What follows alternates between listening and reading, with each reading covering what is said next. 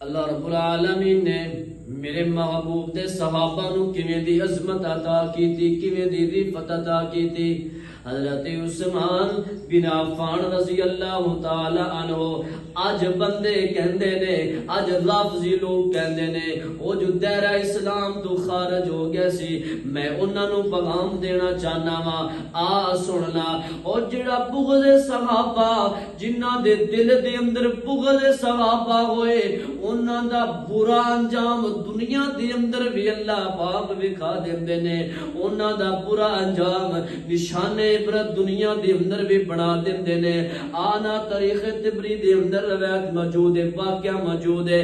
حضرت عبداللہ بن عمر رضی اللہ تعالی عنہ بیت اللہ دا طواف کر دے ایک بندے تے نظراں پئیاں نے، او بندہ روئی جا رہا ہے، زارو قطار روئی جا رہا ہے، نال اپنے زبان وچوں بول کے کہندا ہے اللہم اغفر لی، اللہم اغفر لی، اللہم اغفر لی وما اظن انک تفعل۔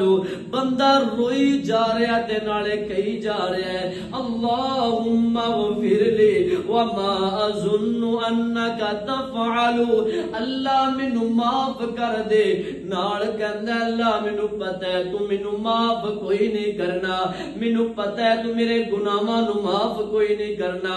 اللہ اکبر کبیرہ۔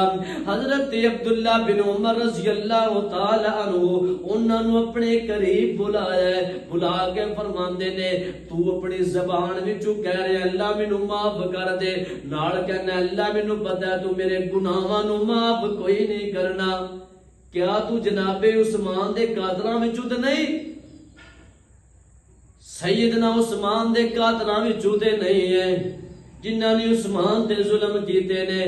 بندہ بول کے کہندا ہے جی ہاں میں ہی انہاں وچوں ہاں، تے میرا دل کہندا، میرا ضمیر کہندا اللہ نے تینوں معاف کوئی نہیں کرنا۔ بیت اللہ دے اندر کھڑا ہے تو روئی جا رہا ہے، معافی منگی جا رہا ہے اللہ مینوں معاف کر دے، اللہم اغفر لی، پھر کہندا ہے اللہ مینوں پتہ ہے وما اظن انک تفعل، اللہ تو مینوں معاف نہیں کرنا۔ تے جنہاں دے دلاں دے اندر بغض صحابہ ہوئے، انہاں دا انجام دنیا دے اندر نشان عبرت اللہ پاک بنا دیندے نے۔